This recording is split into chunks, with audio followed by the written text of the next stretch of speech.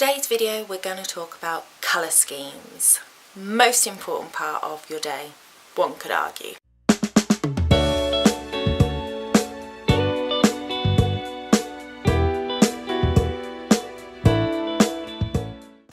Hi Bride Tribe, Donna here, and today we're going to be talking about colour schemes. Now your colour scheme is one of the most important parts of your day because the colour scheme affects everything from your flowers, bridesmaids dresses, through to the stationery, through to the decor.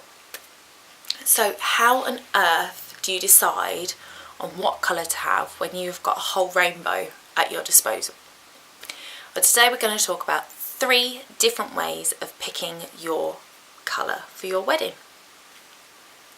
Number 1, you could go with a seasonal colour. So if you've decided when you're getting married, you can look at colours that fit in with that season.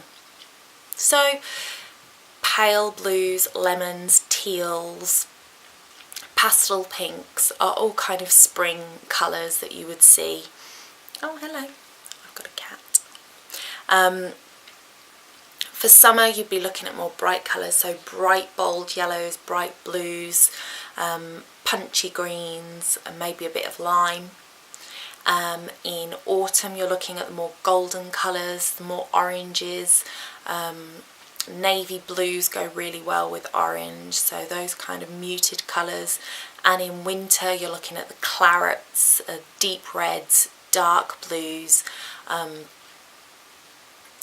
or going to the other extreme with more white toned pale creams and very light subtle blues that would go with like a winter wonderland theme. So that's what you're going to look at if you're looking at seasonal colours. Number 2 is Pantone colours. Now you might not have heard of this way of choosing your colours, but Pantone is the go-to colour guru of the world. If you go on to Pantone, if you Google search Pantone, it will come up and you will be able to look at the in colours for New York and London in spring, and then the autumn and fall colours. So they take their colours, they give them special names. So currently 2018 the Pantone colour of the year is ultraviolet, which to me just looks like Cadbury's purple. So you can go on there to get some colour inspiration of colours that go with the current in colours of the fashion world. So you could use the Pantone colour system if you wanted to choose your colours, though they only come out sort of a year in advance. So if you're planning your wedding any more than that in advance, you might not get the current Pantone colours. Now the downfall of choosing a Pantone colour is that it's going to fall in and out of fashion. Same with seasonal colours, they might fall in and out of fashion, but they're more stable to choose a seasonal colour. So it might be very important for you to choose the correct time of year depending on what colours you're drawn to. The third option is to go with your favourites. Forgetting the seasons, forgetting what's in according to Pantone, you can go with your favourite colour, and the only word of caution here is your favourite colour might not be your favourite colour forever.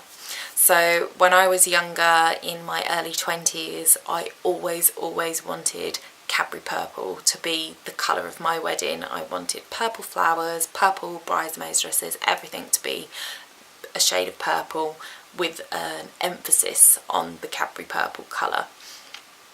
Now I'm completely off of purple. Purple is not my favourite colour anymore. I'm more into this sort of nude pink and soft teal, and rose gold are my favourites at the moment. And even then, when I think about my wedding, I actually want to look at getting married in maybe an autumn month. So I'm thinking navy blues and oranges will look absolutely stunning. So the only word of caution with choosing your favourite colour is to make sure that you are really happy with that colour choice.